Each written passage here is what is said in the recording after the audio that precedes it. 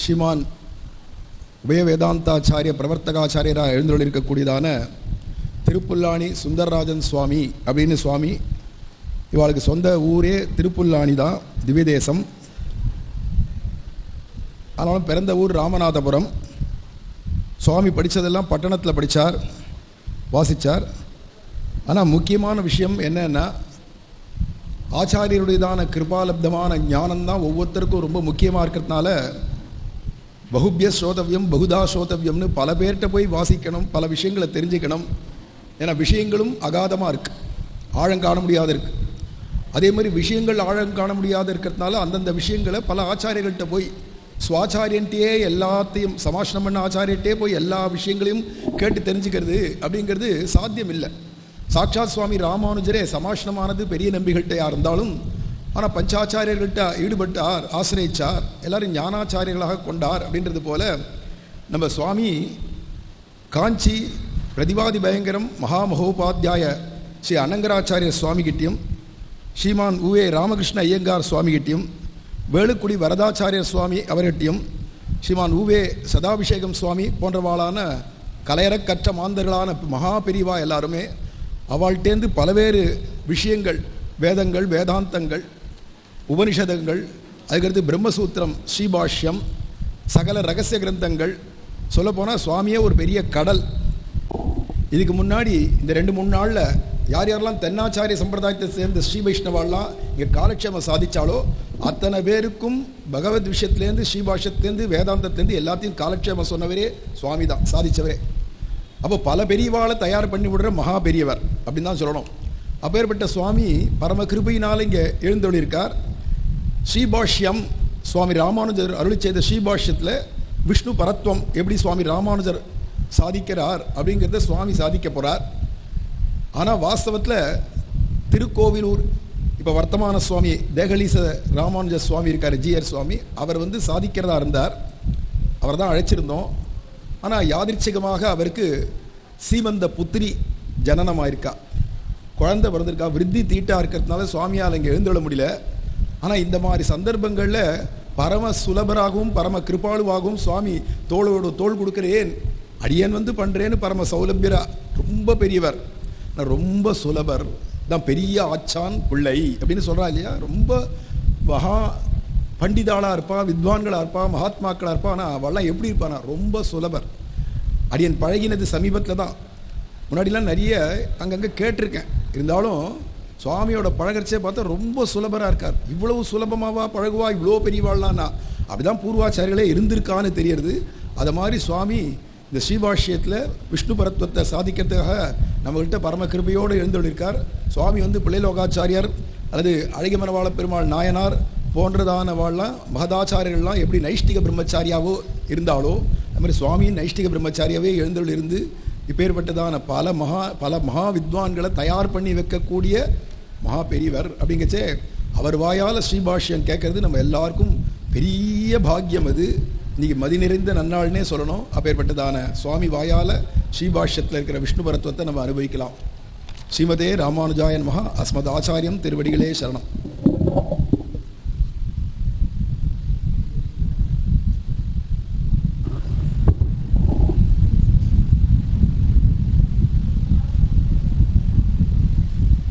श्रीशैलेशदयापात्रं दीभक्त्यादिगुणार्णवं यतीन्द्रप्रवणं वन्दे रम्यजामातरं मुनिं लक्ष्मीनाथसमारम्भां नाथयामुनमध्यमाम् अस्मदाचार्यपर्यन्तां वन्दे गुरुपरम्परां यो नित्यं अच्युतपदाम्बुजयुग्मरुग्मव्यामोहतस्तदितराणि तृणाय मेने अस्मद्गुरोर्भगवतोऽस्य देकसिन्धो रामानुजस्य चरणौ शरणं प्रपद्ये मातापिता युवतयस्तनया विभूतिः सर्वं यदेव नियमेन मदन्वयाना आद्यस्य न कुलपतेर्वकुलाभिरामं श्रीमत्तदङ्गरीगुणं प्रणमामि मूर्धना भूतं सरश्च महताह्वयपट्टनाथ श्रीभक्तिसारकुलशेखरयोगिवाहान् भक्ताङ्ग्रेणुपरकालयतीन्द्रमिश्रान् श्रीमत्पराङ्कुशमुनिं प्रणतोऽस्मि नित्यं यतीन्द्रकृतभाष्यार्थाः यद्व्याख्यानेन दर्शिताः परं सुदर्शनार्यं तं वन्दे कुरुकुलाधिपम्.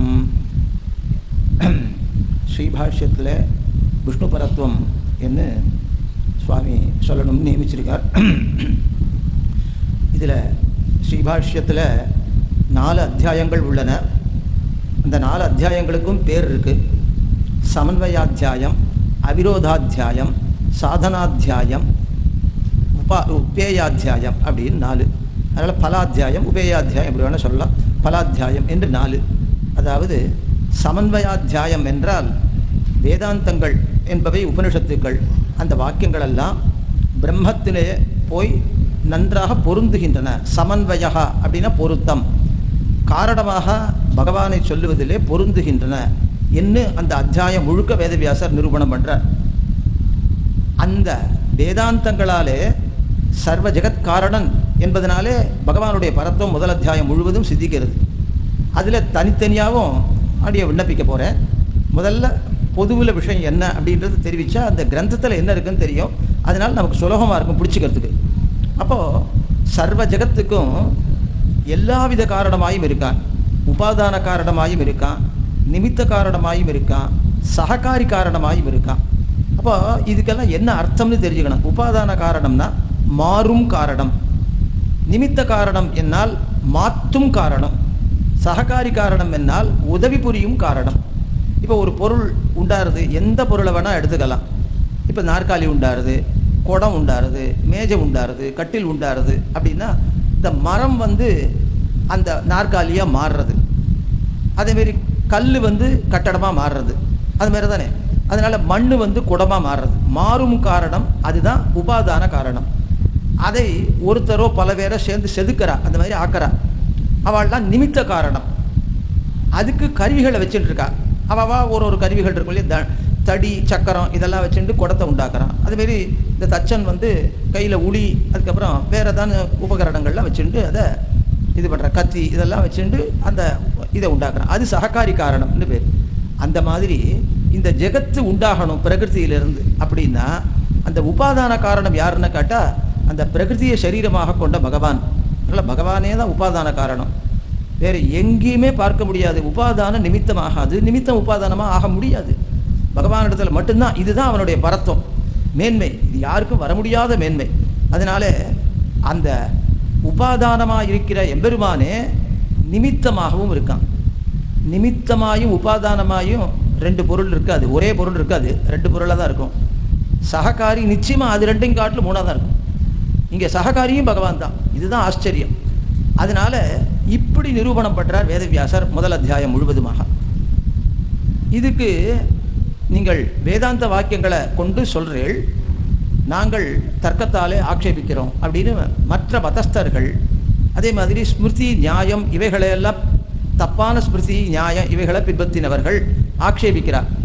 அதுதான் இதுக்கு பகவானுடைய ஜெகத்காரணத்துவத்துக்கு விரோதத்தை செய்கிறார்கள்.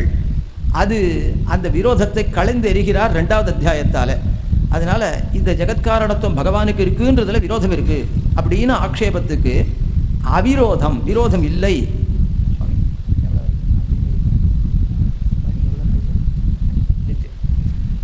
அதனால அவிரோதம் என்பது இதுக்கு இருக்கு, இந்த அர்த்தத்துக்கு விரோதம் இல்லை அப்படின்னு அவிரோதாத்தியாயம் என்பது 2வது அத்தியாயத்தினுடைய அர்த்தம். அப்ப பல மதங்களெல்லாம் எடுத்து அந்த மதங்களில் எதை ஜெகத்காரணமாக அவா சொல்கிறாளோ அது சம்பவிக்காது என்றும் சொல்லி பிரம்மத்துக்கு தான் அந்த ஜெகத்காரணத்துவம் சம்பவிக்கும் என்னும் காட்டக்கூடிய ஒரு அத்தியாயம் 2வது அத்தியாயம். இதுக்கு அவிரோதாத்தியாயம்னு பேர். இதுக்கு ஒரு நியாயத்தை ஆச்சாரியால் சொல்கிறார். ஸ்தூணா நிகனன நியாயம் அப்படின்னு பேர். ஒரு தூணை இப்போ பந்தல் போடணும்னா தூண் நாட்டுறா. அந்த தூணை நாட்டினா அடியில் தோண்டி அந்த தூணை நாட்டின பிறகு தாங்களே ஆட்டி பார்க்குறா. எதற்காகனா நன்னா அதை எடுத்து பிடுங்கி போடுறதுக்கு இல்லை, நன்னா உள்ளே இறங்கிறதுக்காக. அது மாதிரி தான் முதல் அத்தியாயத்தில் சொன்ன அர்த்தம் அது சரிதானா என்று தானே மற்ற மதங்களை கொண்டு ஆராய்கிறார், ஆட்டி பார்க்குறார். அப்போ பிரம்மத்தினுடைய ஜெகத்காரணத்தும் அசைஞ்சு போகிறதா அப்படின்னு, அசையாது அப்படின்னு ஸ்தாபனமாகுது 2வது அத்தியாயத்தால். அப்போது இந்த 2 அத்தியாயங்களாலே பகவான் அகில ஜெகத்காரணனாய் அத்புத காரணனாக இருக்கான். அத்புத காரணம்னா அவனே உபாதானம், அவனே நிமித்தம், அவனே சககாரி, அதனால அத்புதமான காரணமாக இருக்கான். அந்த அத்புத காரணனான பகவான் காரணமாக மட்டும் இல்லை, காரணந்து தியேயா கஷ்ட தியேயான்னு ஒரு சிஷ்யன் கேட்குறான் குருவினிடத்தில். காரணந்து தியேயா, உனக்கு யார் காரணமோ அவனை தான் நீ தியானிக்கணும் அப்படின்னு ஆச்சாரியர் சொல்கிறான். அப்போ அவன் தியானத்துக்கு விஷயமானவன். அப்போ என்ன ஆகுது, பகவான் அந்த தியானம் பண்ணப்படுறவன் மோட்சப்பிரதனாக இருந்தால் தானே. அப்போது அவனுக்கு மேலே ஒத்துணுமே இருக்க முடியாது. அவன் நினைத்த மோட்சம் மட்டும் இல்லை, எல்லா பலங்களும். அதனால் சர்வ பலப்பிரதோகி விஷ்ணுஹு அப்படின்னு எல்லா பலத்தையும் கொடுக்குறவன். அதை ஒரு சூத்திரத்தில் 3ஆம் அத்தியாயத்தில் வேதவியாசர் பலம் அத உபபத்தேகேன்ற சூத்திரத்தில் தாமே சொல்கிறார். அதனால் எல்லா பலத்தையும் கொடுக்குறவன், மோட்சத்தை மட்டும் இல்லை அதை கொடுக்குறவன் என்று சொல்லி எந்த பலமாக இருந்தாலும் பகவான் தேர்ந்து தான். மற்றவர்களும் வாங்கி தேவர்களை ஆராதித்தாலும் தேவதாந்தரியாமியான பகவான் தான் பலன் கொடுக்குறான் என்பதை பகவான் கீதையிலையும் சொல்கிறான். அகம்ஹி சர்வ யஜ்ஞானாம் போக்தாச்ச பிரபுரேவச்ச, நான் தான் எல்லா யஜ்யங்களுடைய ஆவிர்பாகங்களையும் புஜிக்கிறேன். போக்தா பலப்பிரதன், அதுதான் பிரபுன்ற சப்தம் பலப்பிரதன் அர்த்தத்தில் வருது. நானே தான் பலத்தை கொடுக்குறேன். அப்போ அந்தந்த தேவதைகளுக்கு அந்தரியாமியாக நின்று பலத்தை கொடுக்குறேன்னு அதை சொல்கிறான். அதனால அந்த சர்வ பலப்பிரதத்துவம் அப்படின்ற பரத்துவமும் பகவானுக்கு இருக்குதுன்னு 3ஆம் அத்தியாயத்தால் காட்டப்படுறது. அப்புறம் துர்தர்ஷனத்துவம், எந்த மதங்களாலும் அசைக்கப்பட முடியாமைன்ற பரத்துவம், அது 2ஆம் அத்தியாயத்தால் காட்டப்படுறது. அதனால் அகில ஜெகத்காரணத்துவம் இதெல்லாமே பரத்துவம் தான் பகவானுக்கு. அதனால் அகில ஜெகத்காரணத்துவம், இதர சித்தாந்தேகி துர்தர்ஷனத்துவம், அதுக்கப்புறம் சர்வ பலப்பிரதத்துவம், அதுக்கு மேலே ஸ்வயம் பிராபியத்துவம், தான் தான் அவ்வளவு மேன்மை படைத்தவனாக இருக்கிறதுனால அவன் தான் பிராப்பியனா நமக்கு ஆறான். இன்னும் 4ஆம் அத்தியாயத்தில் அந்த முக்தின்றது எப்படிப்பட்டது, பகவத் அனுபவ ரூபமானது அப்படின்னு அது காட்டப்படுறது. அதனால் எல்லா விதமான நன்மைகளும் நிறைந்திருக்கை அப்படின்ற ஒரு பரத்துவம் 4ஆம் அத்தியாயத்தாலே சொல்லப்படுறது. இது சுருக்கமான விஷயம். இதில் இந்த 4 அத்தியாயங்களில் ஒவ்வொரு அத்தியாயத்திலையும் 4 பாதங்கள் உள்ளன. ஆக 16 பாதங்கள் உள்ளன. இந்த 16 பாதங்களாலேயுமே பகவானுடைய பரத்துவம் வெவ்வேறு விதமாக சொல்லப்படுகின்றது. அதை நாம் அப்படி கொஞ்சம் இதுவாக பார்க்கலாம். அதாவது ஓரளவுக்கு நாழி இருக்கிற வரையிலும் ஓரளவு பார்க்கலாம். அதுக்கப்புறம் அந்த பாதங்களில் என்ன இருக்குன்னா உள்பிரிவுகள், அதிகரணங்கள் என்று பேர். அந்த அதிகரணங்கள் அப்படின்னா என்ன அர்த்தம், ஆதாரங்களாக இருக்குது. 5 அர்த்தங்களுக்கு ஆதாரமாக இருக்கிறவைகள் அதிகரணங்கள். அது முதல்ல விஷயம்னு ஒன்று. விஷயம்னா எது நிர்ணயிக்கப்பட போகிறதோ அப்படிப்பட்ட ஒரு அர்த்தம், அதுக்கு பேர் விஷயம்னு பேர். அதிலே என்ன வரும், சந்தேகம் வரும். அது 2வது பாகம். அதில் சந்தேகம்ன்றதுக்கு என்ன அர்த்தம்னா திகோட்டிகமான ஞானம் அல்லது திரிகோட்டிக ஞானம் அல்லது சதுஷ்கோட்டிகமான ஞானம். இல்லை பொதுவாக சொல்லணும்னா அநேக கோட்டிக ஞானம் சம்சயா, பல முடிவுகளை கொண்ட ஞானம் தான் சந்தேகம். இப்படியும் இருக்கலாம், அப்படியும் இருக்கலாம், இப்படியும் இருக்கலாம் அப்படின்னு என்னதுன்னு நிர்ணயிக்க முடியாமல் ஒரு ஞானம் ஏற்படுறது நெஞ்சில் அப்படின்னா அது நமக்கும் ஏற்படும். அந்த மாதிரி ஏற்படுற ஞானத்துக்கு சந்தேகம்னு பேர். இப்போ நம்ம தூரத்தில் வண்டியில் போயிட்டு இருக்கோம் ராத்திரி வேளையில். இப்போ ஒத்த விளக்கு மட்டும் அடிச்சுட்டு ஒரு வாகனம் வருது அப்படின்றச்சு இது லாரியா இல்லை மோட்டார் சைக்கிளா அப்படின்னு திகோட்டிகமான ஞானம் ஏற்படுறது. அதனால ஏன்னா அதுவும் வரலாம். இப்போ ஒரு விளக்கு தான் அவனுக்கு எரியறதுன்னா அப்படியும் வரலாம், இல்லை உண்மையிலேயே ஒரு விளக்கு இருக்கலாம்.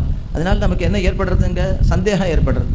அதனால இது எந்த விளக்கு அடிக்கிறான்னு தெரியலையே, வேற அந்த பக்கம் அடிச்சிருக்கானா இந்த பக்கம் அடிச்சிருக்கானா தெரியல அப்படின்னு சொல்லி, ஏன்னா இருட்டில் தெரியாத பாகம் நிறைய இருக்கிறதுனால இப்படி சந்தேகம் ஏற்படுறது. முன்காலங்களில் இந்த பின்பக்கம் போகிறச்ச ஷார்ப்பு இறக்கிருப்பா, சின்ன தூண்களாக இருக்கும். அந்த தூணை பார்த்தா திருடன் நிற்கிறானா இல்லை தூண் தான் நிற்கிறதா அப்படின்னு சந்தேகம் வரலாம். இப்போல்லாம் அதுக்கெல்லாம் வழி இல்லை. முன்காலத்தில் கிரந்தங்களில் இருக்கிற சந்தேகங்கள் இப்படி தான் அவள் எழுதியிருக்கா. அதனால் ஸ்தானுருவா புருஷோவா அப்படின்னு அவள் கேட்குறா. அதனால் சின்ன கம்பங்களாக இருந்தால் தான் ஒருவேளை திருடன் அப்படியே நேராக நிற்கிறானோ அப்படின்னு ஒரு பயம் ஏற்படும். அதேமாதிரி இது கிடக்கும், கயிறு கிடக்கும், அதை பார்த்தா பாம்பா கயிறா அப்படின்னு சந்தேகம் ஏற்படலாம். இதெல்லாம் திகோட்டிகமான ஞானம், இது சந்தேகம். அந்த மாதிரி இங்கே சந்தேகம் அப்படின்றது அந்தந்த ஒரு வாக்கியங்களை கேட்ட உடனே இப்படியா அப்படியா அப்படின்னு ஒரு சந்தேகம் ஏற்படும். அதாவது திகோட்டிகமாக அல்லது திரிகோட்டிகமான ஞானம் ஏற்படும். அதுக்கு தவறான முடிவுகளை உடைய ஒரு கொள்கைகள் இருக்கு, அதுதான் பூர்வபக்ஷம் என்று பேர். அந்த கொள்கைகளில் இருக்கக்கூடிய தவறுகளை எல்லாம் கண்டித்து சரியான கொள்கை எது அப்படின்னு காட்டக்கூடிய ஞானம் தான் சித்தாந்தம்.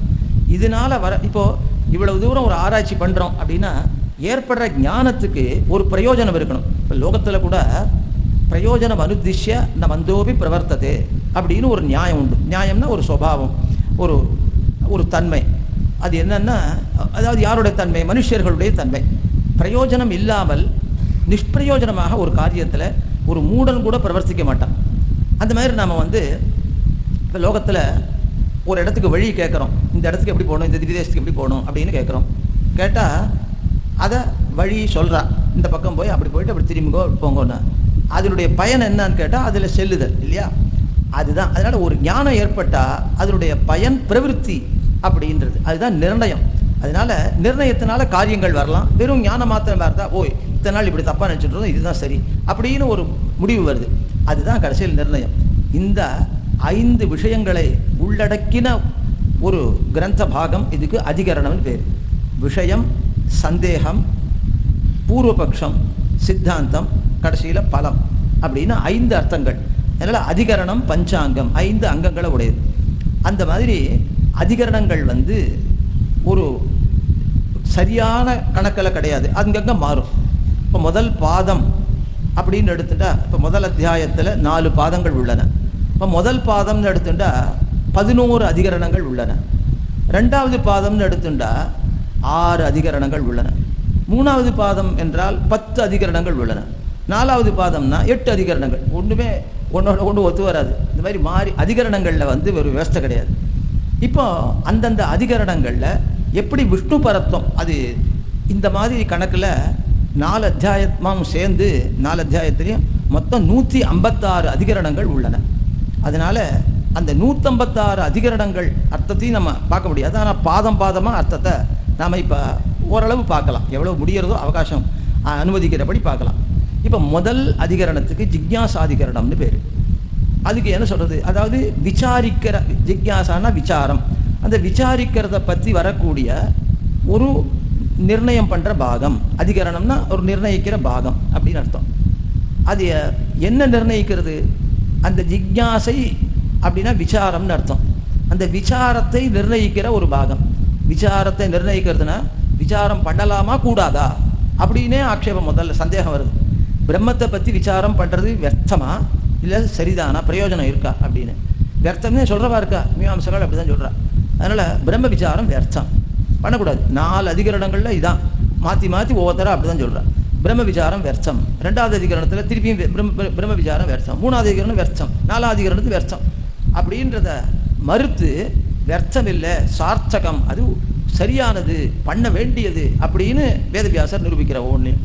அதனால் அப்போ பிரம்ம விசாரம் அப்படின்னு பிரம்மத்தை பற்றி தானே விசாரம் ஆரம்பிக்கிறது. அப்போ பிரம்மத்தை பற்றி விசாரம் ஆரம்பிக்கிறது, அந்த பிரம்மம் என்பது எப்படிப்பட்டது அப்படின்னா, அந்த வாக்கியம் பிரம்மத்தை பற்றி லட்சணம் சொல்கிற வாக்கியமே எப்படி இருக்குன்னா பரமாத்மாவினுடைய பரத்வத்தை காட்டுறது. அங்கே எழுதுறார் எம்பெருமானார், பிரம்மசப்து அதாத்தோ பிரம்ம ஜிக்யாசான்னு சூத்திரம். அப்போ பிரம்மசப்தத்தை வியாசர் பிரயோகம் பண்ணிருக்கிறது பரத்வத்தை காட்டுறதா இருக்கு அப்படின்னு எழுதுறார். என்ன எழுதுறார், பிரம்மசப்தேன ஸ்வபாவத்தோ நிரஸ்தனிகில தோஷோ அனவதிகாதிசய அசங்கேய கல்யாண குணகணா புருஷோத்தமோ விதீயத்தே அப்படின்ற.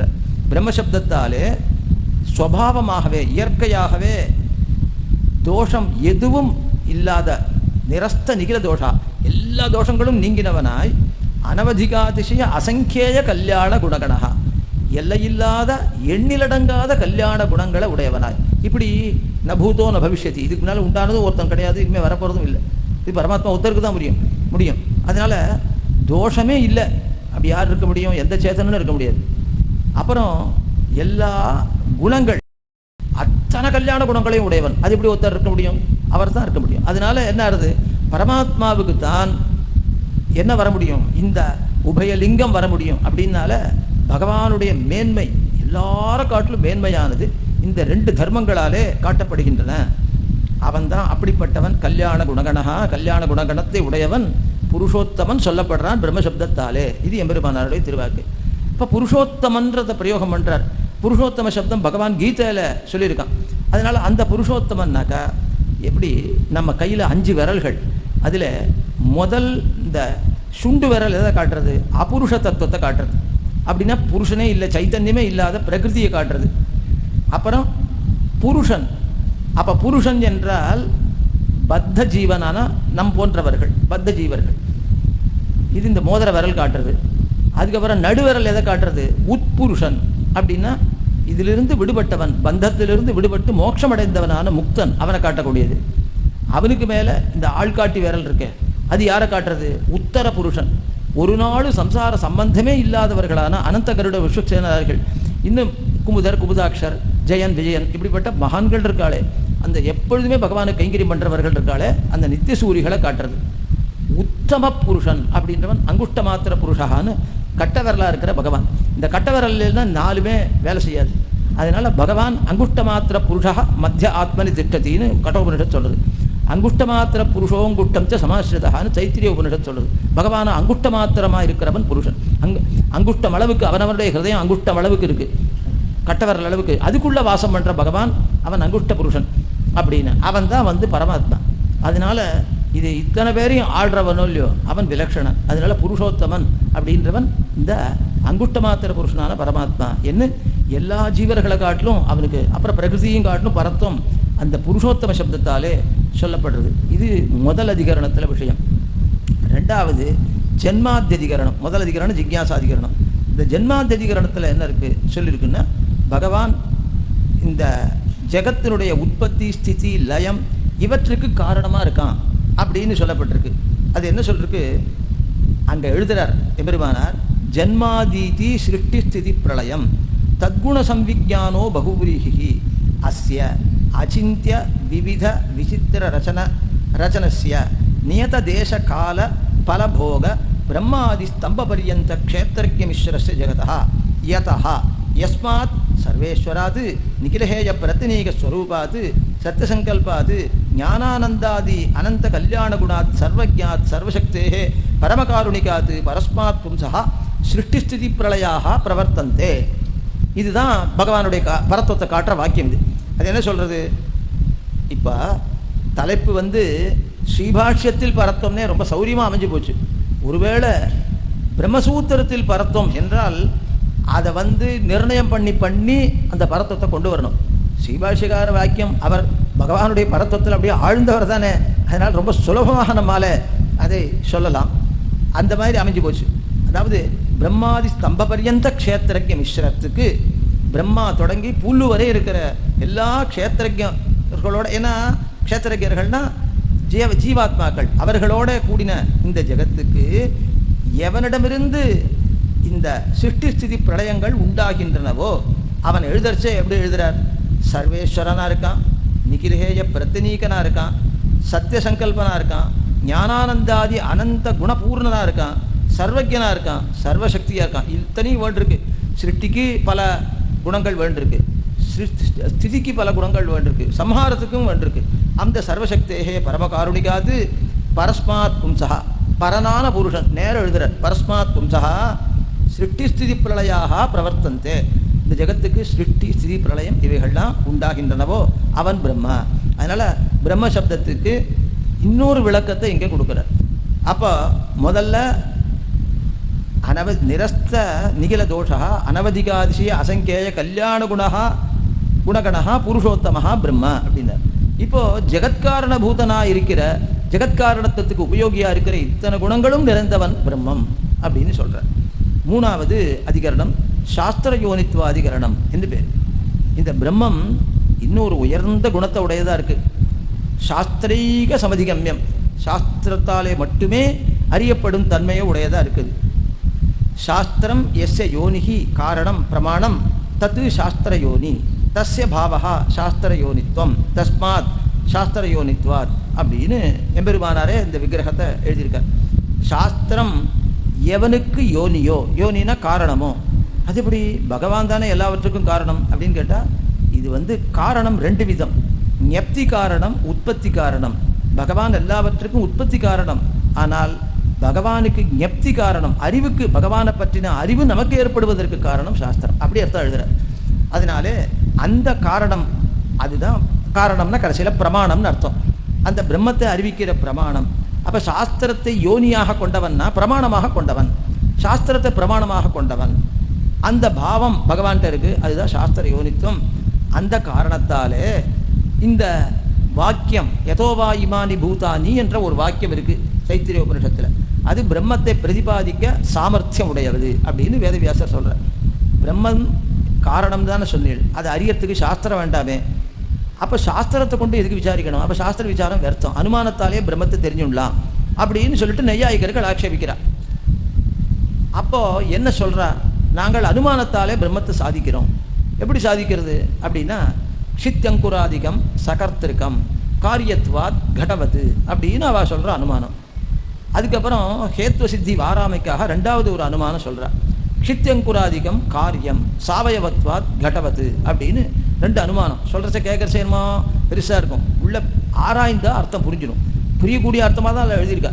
அதனால க்ஷித்யங்குராதிகம் சகர்த்திருக்கம், க்ஷித்தின்னா பூமி, அங்குரம்னா அதில் ஒரு விதையை போட்டால் முளை வருது இல்லையா, இவைகளெல்லாம் க்ஷித்யங்குராதிகம். இன்னும் நிறைய என்னென்ன பதார்த்தங்கள் நிறைய இருக்கோ அதெல்லாம் க்ஷித்யங்குராதிகம் சகர்த்திருக்கம், ஒரு கர்த்தாவை உடையது. இவையெல்லாம் கர்த்தாவை உடையன. ஏன்? காரியத்வாத், உண்டாகும் பொருளாக இருக்கிறபடியா. இப்போ உண்டாகிற பொருள் உண்டாக்குறவன் இல்லாமல் இருக்க முடியாது. எந்த பொருள் உண்டானாலும், இப்போ இந்த கட்டடம் உருவாச்சுன்னா பல பேர் சேர்ந்து உருவாக்கியிருக்கா. இந்த தரை போட்டிருக்கான்னா அதை தெரிஞ்சவன் அமைப்பாக பார்த்து அதை போடுறான். இந்த நாற்காலியை பண்ணிருக்கான்னா அதுக்கு தெரிஞ்சவன் பண்ணுறான். இதை பண்ணுறவன் தான் அதை பண்ணுவான், இல்லை வேற ஒருத்தன் இருக்கான். அதனால அதை தெரிஞ்சிட்டவன். கணினி யந்திரங்கள் அதுக்கெல்லாம் கர்த்தாக்கள் வேறையா இருக்கா. அதனால அது பண்ண தெரிஞ்சவனுக்கு இன்னொன்று பண்ண தெரியாது, இவனுக்கு பண்ண தெரிஞ்ச அவனுக்கு அது தெரியாது. அது மாதிரி இருக்கும். அது மாதிரி ஆனால் எப்படி இருந்தாலும் கர்த்தா இல்லாமல் காரியம் உண்டாகாது. இவைகள்லாம் காரியங்களாக இருக்கிறதுனால கர்த்தா ஒருத்தன் இருக்கணும். சரி, அதுக்கு மேலே அவள் நல்லா தான் சொல்கிறா. என்னன்னா, இப்போ லோகத்தில் அந்தந்த பதார்த்தங்களுக்கு தனித்தனியாக கர்த்தாக்களை பார்க்குறோம். அவனுக்கு அறிவு குறைவாக இருக்குது. இத்தான பெரிய ஜகத்து, அவ்வளோ பெரிய, அதாவது 14 லோகங்கள் இருக்குது. அந்த 14 லோகங்கள்லேயும் எத்தனை மலைகள், கடல்கள், எத்தனை நதிகள், இன்னும் என்னென்ன வனங்கள், எவ்வளோ விருட்சங்கள், அதில் விதவிதமான விருட்சங்கள், இப்படி ஒவ்வொரு லோகத்துலேயும் ஒவ்வொன்று. இந்த மாதிரி இருக்கிற லோகங்கள் 14 இருக்குது. இப்போ பூமிக்கு கீழே அத்தல வித்தல சுத்தல தலாத்தல மகாத்தல ரசாத்தல பாத்தால, மேலே பூஹு புவஹா சுவஹா மகா ஜனஹா தபஹா சத்தியம். இந்த 14 லோகம் சதுர்தச புவனாத்மக அண்டம், 14 புவனங்களை கொண்டது ஒரு அண்டம். அந்த மாதிரி அண்டங்கள் எத்தனை இருக்குன்னா விஷ்ணு புராணத்தில் என்ன சொல்றது? அண்டானாம் து சகசிராணாம் சகசிராண் யைதானிச்ச ஈதிருஷானாம் ததா தத்திர கோட்டி கோட்டி சதானிச்ச அப்படின்னு வாக்கியம். அப்படின்னா 1000 பெருக்கி 10,000 பெருக்கணும். வந்த தொகையை 100 கோடி கோடியால் பெருக்கு. அப்போ எப்படி? அண்டானாம் து சகசிராணாம் சகசிராணி ஐத்தானி, 1000 பெருக்கி ஐத்தம்னா 10,000 அத்தால பெருக்கு. ஈதிருஷானாம் இவ்வளோ பெருக்கி வச்சுட்ட பிறகு ததா தத்திர கோட்டி கோட்டி சதானிச்ச 100 கோடி கோடி அதால் பெருக்கணும் இந்த தொகையை. அப்போ கூட 1 போட்டு இவ்வளோ பூஜ்யம்னு ஏதோ ஒரு நம்ம கணினி யந்திரம் சொல்லிடுதுன்னு வச்சுப்போம். அவ்வளோதான். இல்லை, பெரிய தொகையாக சொன்னால் அனந்தம்னு காட்டுறதுக்காக சொல்லிடுது. அப்படின்னா அனந்த கோடி அண்டங்கள் இருக்கின்றன. அத்தனை அண்டங்களுக்கும் அதிபதியாக பகவான் இருக்கான். அத்தனையும் உண்டாக்கினோம் அவன் தான்.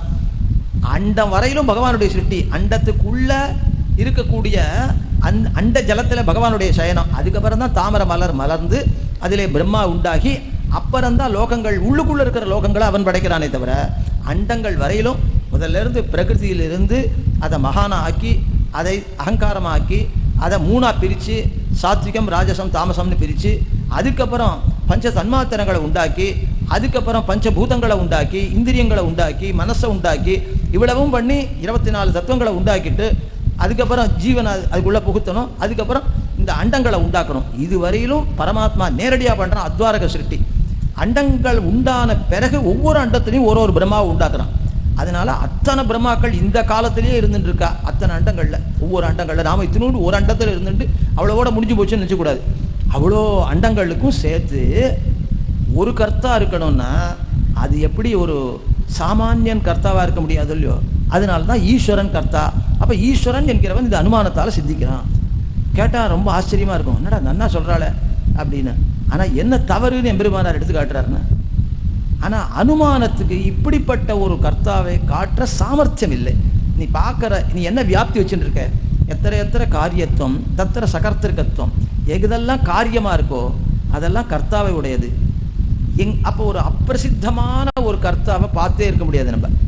எப்படின்னா எல்லா பதார்த்தங்களையும் எல்லா விதத்திலையும் அதை அறிந்து அதை உண்டாக்குற சாமர்த்தியம் படைத்தவனாக ஒரு கர்த்தாவையும் அவ்வளோ ஞானம் உடையவனாக. இப்போ ஒரு காரியம் பண்ண தெரிஞ்சால் இன்னொரு காரியம் அவனுக்கு பண்ண தெரியாது, இல்லை பல காரியம் பண்ண தெரிஞ்சால் கூட எல்லா காரியத்தையும் எப்படி பண்ண முடியும்? அத்தனை அண்டங்களையும் உண்டாக்குறவனான ஒரு கர்த்தாவை ஒரு நாள் எங்கே நீ பார்த்துருக்க முடியும்? காரியமாக இருந்தால் கர்த்தா இருக்கான்றது ஒரு அல்பசக்திகனான அல்பஜனான கர்த்தாவை தான் நீ பார்த்துருக்க முடியும். அதனால சொல்றதே நீ இத்தனை அண்டங்களுக்கும் கர்த்தான்னு சொல்ற. அப்ப அவன் இந்த ஒரு அனுமானத்தால தேர மாட்டான். சாஸ்திரத்தால மட்டும்தான் அப்படி ஒருத்தன் வந்திருக்கான்னு தெரிஞ்சுக்க முடியும். அதை தெரிஞ்சுட்டு சாஸ்திரத்தை தெரிஞ்சுட்டு இந்த அனுமானத்தால் சித்திக்கிறது தப்பா சொல்றேன். இந்த அனுமானத்துக்கு அதை காட்டுற சாமர்த்தியம் இல்லை. ரெண்டாவது, சாஸ்திரம் சொல்ற அவ்வளோ பெரிய கர்த்தாவை இதால் சொல்ல முடியாது. இன்னொன்னுன்னா அங்க என்ன சொல்லிருக்கு சாஸ்திரம், உபாதானமாயும் நிமித்தமாயும் சககாரியாவும் அந்த கர்த்தா இருக்கான். அப்படிப்பட்ட கர்த்தாவை சாதிக்கிறதுக்கு அனுமானத்துக்கு சக்தியே கிடையாது. நீ பார்க்கறதெல்லாம் நிமித்த காரணத்தை மட்டும்தான் சாதிக்க முடியும். மிச்ச 2 காரணத்தையும் அனுமானம் சாதிக்கவே சாதிக்காது. நீ பார்க்கவே இல்லை அந்த மாதிரி ஒரு கர்த்தாவை. அதனால பகவானுடைய சாஸ்திரீக சமதிகம்யத்துவம் என்கிற வேற யாருக்கும் கிடையாது இது. அதனால இப்படிப்பட்ட ஜெகத்காரணத்துவத்தாலே வந்த சாஸ்திரீக சமதிகம்யத்துவம் பகவான் ஒத்தனுக்கே இருக்கக்கூடியது, வேற ஒத்தருக்குமே கிடையாது. பரத்துவம்னு என்ன அர்த்தம், பகவானுக்கு மட்டுமே இருக்கிற தன்மை, வேற யாருக்கும் இல்லாத தன்மை. ஒவ்வொன்றா அப்படி சொல்லிட்டு வர. அடுத்து சமன்வயாதிகரணம். தத்திர பிரதிபத்தியதே தத்து சமன்வயாத் இதி. சமன்வயः சம்யக் அன்வயः புருஷார்த்ததயா அன்வய இத்யர்த்தः. பரம புருஷார்த்தபூதஸ்ய அனவதிகாதிசய ஆனந்தஸ்வரூபஸ்ய பிரம்மணः, அதாவது பிரம்மணோ அபிதீயத்தே சமன்வயாத் தத் சாஸ்திர பிரமாணகத்துவம் சித்தியத்தேவ இத்யர்த்தः. நிரஸ்த நிகில தோஷோ அனவதிகாதிசய ஆனந்தரூபதையா பரமப்பிராப்தியம் பிரம்ம போதயன் வேதாந்த வாக்கியகணः பிரவೃತ್ತಿ நிவೃತ್ತಿ பரதா விரஹான் ந பிரயோஜன பர்யவசாயி இதி ப்ருவாணோ ராஜகுலவாசினः புருஷஸ்ய கௌலேயக குல அனனுப்பிரவேசேன பிரயோஜன சூன்யதாம் ப்ரூதே ஏததுக்தம் பவதி. அநாதி கர்மரூப அவித்யா வேஷ்டன திரோஹித பராவர அனந்த யாதாத்மிய ஸ்வரூப அவபோதானாம் தேவாசுர கந்தர்வ சித்த வித்யாதர கிண்ணர கிம்புருஷ யக்ஷ ராட்சச பிசாச்ச மனுஜ பசு சகுனி சரீஸ்ருப விருக்ஷ குல்மலதாதீனாம் குல்மலதா தூர்வாதீனாம் ஸ்திரீபுன் நபும்சக பேதபின்னானாம் க்ஷேத்ரஜானாம் வியவஸ்தித தாரக போஷக போக்ய விசேஷானாம் முக்தானாம் ஸ்வஸ்ய ச அவிசேஷேண அனுபவ சம்பவே ஸ்வரூப குண விபவ சேஷ்டிதைஹ அனவதிகாதிசய ஆனந்த ஜனனம் பரம்பிரம்ம அஸ்தி இதி போதயத்தேவ வாக்கியம் பிரயோஜன பர்யவசாயி. இப்போ இந்த சாஸ்திர பிரமாணகத்துவம் பிரம்மத்தினிடத்தில் நன்றாக பொருந்துகிறது அப்படின்னு சொல்கிறார் இந்த சமன்வயாதிகரணத்தில். இது என்னன்னா, இப்போ வாசித்த க்ஷேத்திரஜர்கள் எவ்வளவு விதமாக இருக்கா அப்படின்னு வருஷப்படுத்துகிறார். அவ்வளவு பேருக்கும் தாரக போஷக போக்கியங்கள் வியவஸ்திதங்களாக தனித்தனியாக பிரிந்தவைகளாக இருக்கின்றன. மனுஷனுக்கு எது தாரக போஷக போக்கியமோ அது மிருகத்துக்கு இல்லை, அது பூச்சிக்கு இல்லை, அது இன்னொன்றுக்கு மீனுக்கு இல்லை. இப்படி ஒன்னொன்றுக்கும் தாரக போஷக போக்கியங்களை வியவஸ்திதமாக வச்சு இவைகள் எல்லாவற்றையும் படைக்கிறவனா இருக்கானே, அதைத்தான் அந்த வாக்கியம் சொல்றது. அப்படின்னா இது யாருக்காவது சம்பவிக்குமா? இவ்வளவு விவஸ்தைகளோட ஜெகத்தை உண்டாக்குற சாமர்த்தியம் என்ற ஒரு பரத்துவம் யாருக்கு வரும்? பகவானை தவிர யாருக்குமே வராது. அப்படின்றது இந்த காரண வாக்கியங்கள் எல்லாம் பிரம்மத்தினிடத்தில் இப்படி நன்றாக பொருந்துகிறவைகளாக ஆகின்றன என்று சொல்றார். இதுவரையிலும் இந்த சாஸ்திராரம்பார்த்தா சதுசூத்ரி, இந்த சாஸ்திரத்தை பிரம்ம விசாரத்தை ஆரம்பிக்கலாம் என்பதற்கு அவதாரிகையாக 4 அதிகரணங்கள் வியாசர் பண்ணினார், 4 சூத்திரங்கள். இனிமேல் சாஸ்திரத்தை ஆரம்பிக்கிறார். அதுலேயும் பெருமானுடைய பரத்துவத்தை பல அதிகரணங்கள் ஒரு பாதத்திலையும் நிச்சயமா உண்டு. அந்த பாதத்தில் சில அதிகரணங்கள்ல பகவானுடைய தனித்த தன்மை அப்படி தெரியும்படியா காட்டுறார். ஈக்ஷதேர் ந அசப்தம் முதல்ல. அப்போ ஈக்ஷணம் யதோவா இமானி இத்தியாதி ஜெகத்காரணவாதி வாக்கிய பிரதிபாத்தியம் சர்வஜம் சர்வசக்தி சமஸ்தஹேய பிரத்தினீக கல்யாணே குணைகதானம் பிரம்ம ஜிக்ஞாஸ்யம் இத்யுக்தம். இதானீம் ஜெகத்காரணவாதி வாக்கியானாம் ஆனுமானிக பிரதானாதி பிரதிபாத்தியதா அனர்ஹதா உச்சதே ஈக்ஷதேர் நாசப்தம் இத்தியாதினா. அதாவது இப்படிப்பட்ட பிரம்மம் எப்படி இருக்கு அப்படின்னா சங்கல்ப விசிஷ்டமா இருக்கு. சகல ஜெகத்துக்கும் காரணமாக, காரணமாக, நிமித்த காரணமாக, சககாரி காரணமாக இருக்கிற பிரம்மம் எப்படி இருக்கு அப்படின்னு கேட்டா சங்கல்ப விசிஷ்டம். அப்போ அந்த சங்கல்பத்தாலேயே வேற சககாரிகள் வேண்டாதபடி. அப்போ சர்வஜத்துவம் இருக்க அதை கொண்டு என்ன பண்ணுறான் அப்படின்னா அந்த என்னென்ன எங்கெங்கே மாற்றம் நிகழணுமோ அதெல்லாம் மாற்றுறான். அது அந்த சங்கல்ப வைசிஷ்டியம் என்பது இப்படிப்பட்ட சங்கல்பம். அதுவும் எப்படி, நானே எல்லாமாக ஆகக்கடவேன். ஜீவனுக்கு சங்கல்பம் வரலாம், நான் இதை மாத்துறேன்னு வரலாமே தவிர பகுஸ்யாம் நானே எல்லாமாக கடவேன் அப்படின்ற சங்கல்பத்தை ஜீவன் எப்படி பண்ண முடியும்? பண்ணி என்ன பிரயோஜனம்? பண்ண முடியாது. அதனால அந்த சங்கல்ப வைசிஷ்டியம், இப்படிப்பட்ட சங்கல்ப வைசிஷ்டியம் என்கிற ஒரு பரத்வம் இந்த ஈக்ஷத்ததிகரணத்தில் சொல்லப்படுறது. அடுத்து ஆனந்தமயாதிகரணம். ஏவம் ஜிக்யாசிதஸ்ய பிரம்மணः சேதன போக்யபூத ஜட ரூப சத்வரஸ்தமோமய பிரதானாத் வியாவிருத்திருப்தா இதானீம் கர்மவசியாத் திரிகுணாத்மக பிரகிருதி சம்சர்க நிமித்த நானாவித அனந்த துக்கசாகர நிமஜ்ஜனேன அசுத்தாத் சுத்தாச்ச பிரத்யகாத்மனோ அந்நத் நிகிரஹேய பிரத்தனீக நிரதிசய ஆனந்தம் பிரம்ம இது பிரதிபாத்தியதே. இந்த தைத்திரிய உபனிஷத்தில் ஆனந்தவல்லி என்னன்னு ரெண்டாவது ஒரு பிரகரணம் இருக்கு. அதில் முதல்ல மனுஷியானந்தத்தை சொல்றது. இப்போ ஜெகத்காரணமான பிரம்மம் அங்கே கல்பிக்கிற ஒரு ஆனந்தத்தை பார்த்தால் அப்படிப்பட்ட ஆனந்தம் உடையவன் தான் அந்த பரமாத்மா அப்படின்னு சொல்லிருக்கு. அவன் தான் ஜெகத்காரணம்னு சொல்லிருக்கு. இந்த ஆனந்தத்தை சொல்லச்ச என்ன சொல்லிருக்கு? முதல்ல மனுஷ ஆனந்தத்தில் ஆரம்பிக்கிறது. அதனால அந்த மனுஷ ஆனந்தத்தை சொல்றச்சே ஆசிஷ்டோ திருணிஷ்டோ பலிஷ்டா, ஆசிஷ்டா நல்ல ஆசீர்வாதத்தை உடையவனா இருக்கணும், எல்லாருடைய மங்கள வச்சனங்களை கொண்டவனா இருக்கணும், அது ஆனந்தம். யுவா சியாத் சாது யுவா தியாயகா, யுவாவா இளைஞனா இருக்கிறது ஆனந்தம்.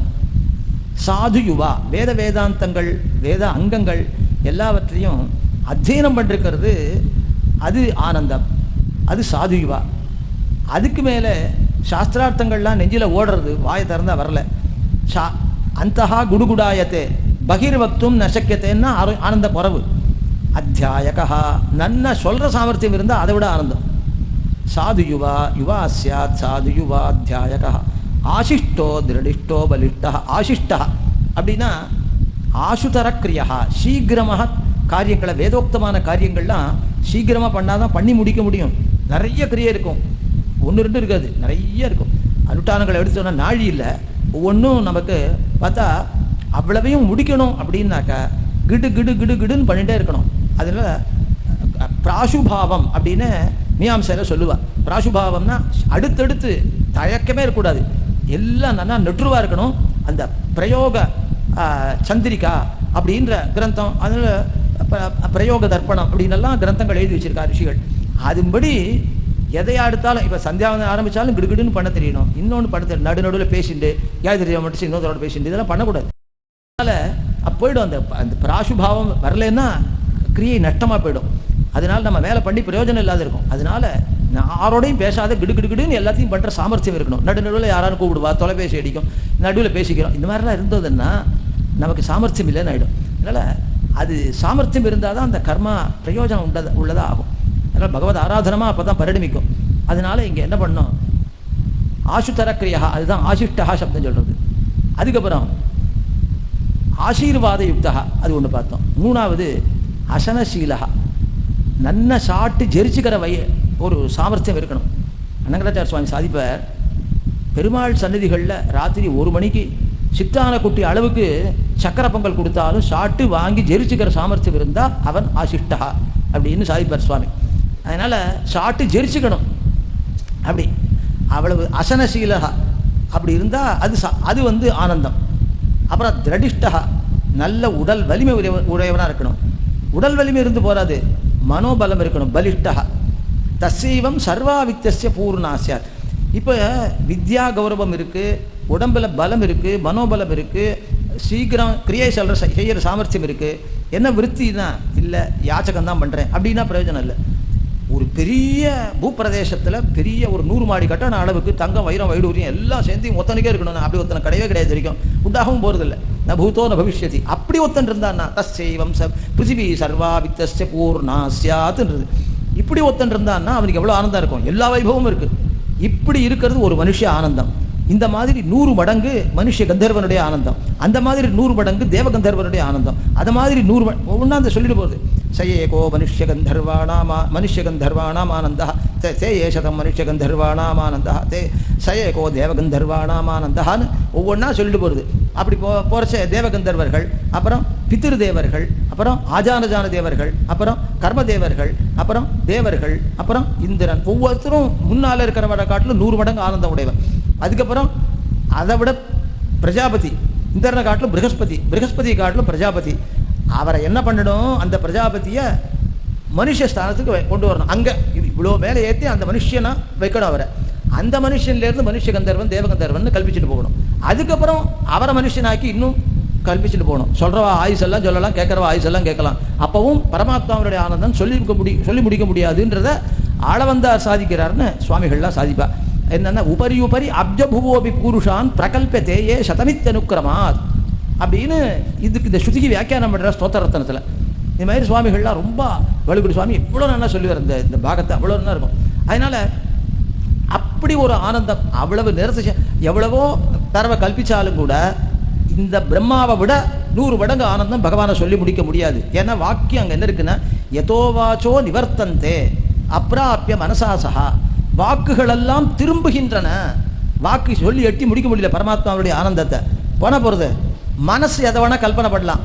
ஒரு ஊசி நிற்கிறது, அதுக்கு மேலே இது பகவத் விஷயத்தில் வரக்கூடிய திருஷ்டாந்தம் அங்கே இருக்கிறது தான் சொல்கிறேன். அந்த ஊசி நிற்கிறது, அதுக்கு மேலே ஒரு அம்மி நிற்கிறது, அந்த அம்மிக்கு மேலே கல்லோரல் நிற்கிறது, கல்லோரலுக்கு மேலே ஒரு குன்று நிற்கிறது, அந்த குன்றுக்கு மேலே பெரிய மலை நிற்கிறது, அதுக்கு மேலே ஹிமாச்சலம் நிற்கிறது, அதுக்கு மேலே மேரு பர்வதம் நிற்கிறது. வாயால் சொல்லலாம், மனசால் நினச்சி பார்க்கலாமோ இல்லையோ. இப்படியாவது பிரம்மாவில் பரமாத்மாவுடைய ஆனந்தத்தை மனசால் கல்பனை பண்ணலாமான்னா இந்த மாதிரி ஒரு அசத்கல்பனை பண்ணுறதுக்கு கூட இடம் இல்லை, அங்கே முடியாது. பகவானுடைய ஆனந்தத்தை உன்னால் கல்பனை பண்ணி பார்க்க முடியாது அப்படின்னு சொல்கிறதான் உபனிஷத்து. அதனால அந்த மாதிரி ஒரு அற்புதமான ஆனந்தம் அவன்தான் ஜெகத்காரணம்னு அந்த வேதவியாசர் ஆனந்தமயோபியாசாத்துன்ற இடத்துல சொல்கிறார். இது எப்படிப்பட்ட பரத்துவம் இது! அதனால் பகவானை தவிர இன்னொருத்தனுக்கு வர முடியாது. அதனால் ஒவ்வொன்றும் நம்ம, அதாவது சாஸ்திரத்தில் தான் பகவானை பற்றி அவ்வளோ தெரிஞ்சுக்க முடியும், வேற ஒன்றுனாலும் எந்த பிரமாணத்தாலும் தெரிஞ்சுக்க முடியாது. அப்போது ஆனந்தமயாதிகள் இடத்துல ஆயிடுத்து சுவாமி கொடுத்த நாடி சீக்கிரமாக சொல்லிவிடுறேன் எப்படியாது கிடுகிடு. அதனால் இப்படிப்பட்ட ஆனந்தத்தை உடையவன் தான் ஜெகத்காரணம்னு அந்த 6வது அதிகரணம் ஆனந்தமயாதிகரணத்தில் சொல்கிறார். அடுத்து அந்தரதிகரணத்தில் 7வது அதிகரணம் ஆதித்ய மத்தியத்திலையும் கண்ணிலையும் இருக்கிற புருஷன் அவன் அபகசபாப்பத்வாதி குணவிசிஷ்டன் அப்படின்னு, இதுவும் யாருக்குமே சம்பவிக்காத குணங்கள். அபசபாப்பத்துவம், விஜரத்துவம், விமிருத்தித்துவம், விஷோகத்துவம், விஜிகத்சத்துவம், அபிபாசத்துவம், சத்தியகாமத்துவம், சத்தியசங்கல்பத்துவம், இது குணங்களை விவரிச்சுட்டு போனால் நாழியாகும். இதெல்லாம் லோகத்தில் நம்மால் அடையப்பட முடியாத குணங்கள் என்பதை மட்டும் விண்ணப்பிச்சு இது பகவானுக்கு மட்டுமே வரக்கூடியதுன்னு சொல்கிறார். அதுக்கப்புறம் ஆகாஷாதிகரணம்னு அடுத்தது. அதில் என்ன சொல்கிறது, இந்த உலகத்துக்கெல்லாம் கதியாக இருக்கிறவன் அஸ்ய லோகஸ்ய காகதிகி. அப்புறம் இதில் இந்த பராயணத்துவம், சர்வஸ்மாத் ஜாயத்துவம், நிகில ஜெகத்காரணத்துவம் என்ன அப்படிப்பட்ட ஒரு தத்துவம் ஆகாசம். அதுதான் இந்த, அதாவது ஆகாசத்தை சமந்தாத் எல்லா இடத்துலையும் விளங்குறது, அந்த ஒரு விளங்கக்கூடிய ஆகாசம் அதுதான் ஜெகத்காரணம் என்று, அப்படி அதாவது எல்லா இடத்திலும் விளங்கக்கூடியவனாக இருக்கிறவன் ஜெகத்காரணன் என்று ஒரு குணம் சொல்லப்படுறது ஆகாஷாதிகரணத்தில்.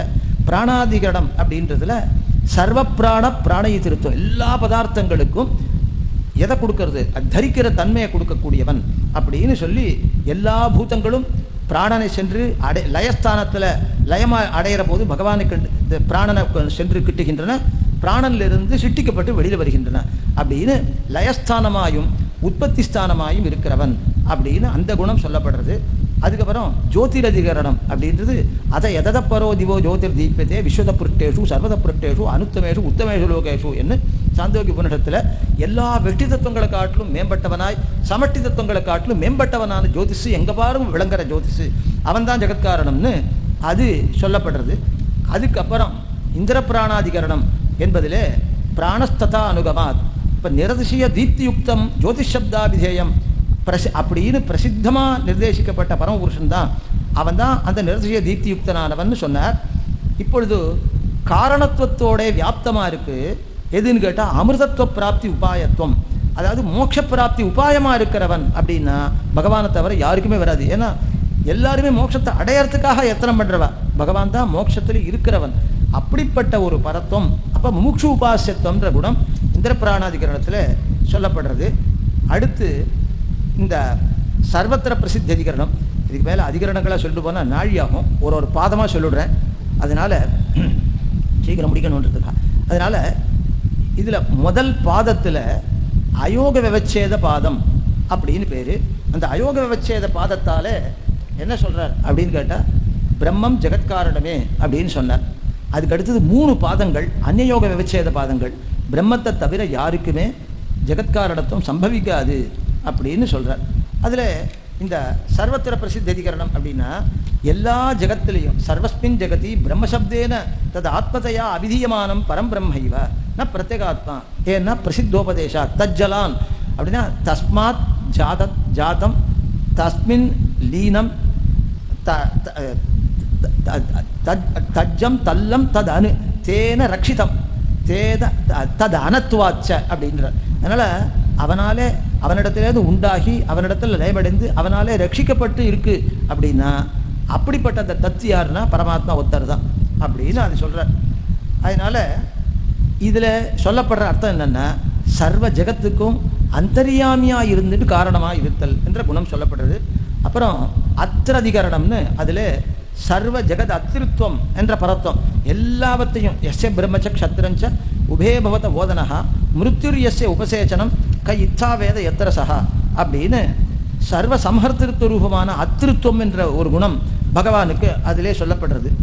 அதுக்கப்புறம் இந்த மாதிரி இவைகளெல்லாம் இந்த 2வது பாதத்தினாலேயும் பகவானுக்கு இருக்கிற அசாதாரண குணங்களாலே அந்த காரணவாதி வாக்கியங்கள் அவனை தவிர யாரையும் சொல்ல முடியாது என்று காட்டினார். அதுக்கப்புறம் இந்த 3வது பாதம் வருது. அதில் யுப்பாத்தியாயத்தனத்துவம் அப்படின்ற ஒரு குணமானது பகவானுக்கு சொல்கிறது. யூ பிருத்திவியாதி சப்தங்களுக்கெல்லாம் ஆதாரமாக இருக்கை. அப்போது சர்வ ஜெகத்து, இப்போ சிருஷ்டி சொன்னார், ஸ்திதி சொன்னார், நியமனம் சொன்னார். ஆனால் இது என்ன சொல்கிறது அப்படின்னா, ஆதாரத்துவம் என்ற ஒரு அர்த்தமானது இங்கே சொல்லப்படுறது. அதுக்கப்புறம் 4வது பாதம்.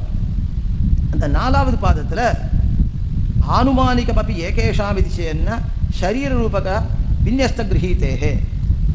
எது காரணம்னு சாங்கியர்கள் சொல்கிறான்னா, பிரகிருதியும் மற்ற தத்துவங்களும் காரணங்கள்னு மற்றவாழ்லாம் சொல்கிறான். அதாவது பிரகிருதி காரணம்னு சாங்கியன் சொல்கிறான், அணு காரணம்னு நையாயிகன் சொல்கிறான்.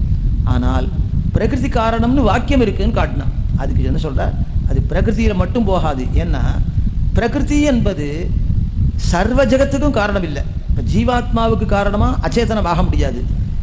ஆனால் எதிலிருந்து வர முடியும் அப்படின்னா, பிரம்மாத்மக பிரதானத்திலிருந்து இந்த மகதாதிகள் உண்டாக முடியும்.